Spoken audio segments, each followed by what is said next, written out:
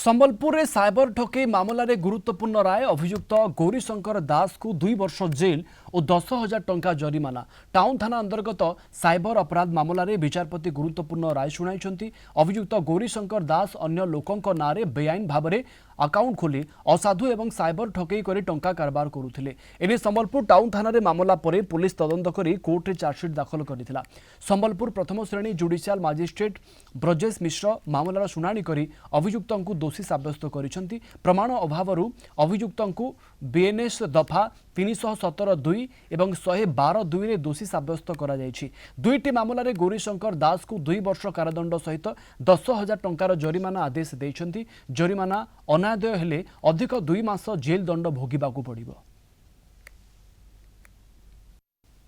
317(2) 112(2) रे बीएनएस रे सेथरे तांकर प्रमाणित हेबारु से साइबर क्राइम रे जड़ित थिबारु तांकु 2 वर्ष कारादंड एवं 10,000 टंका केस हिसाब रे जरिमाना देले।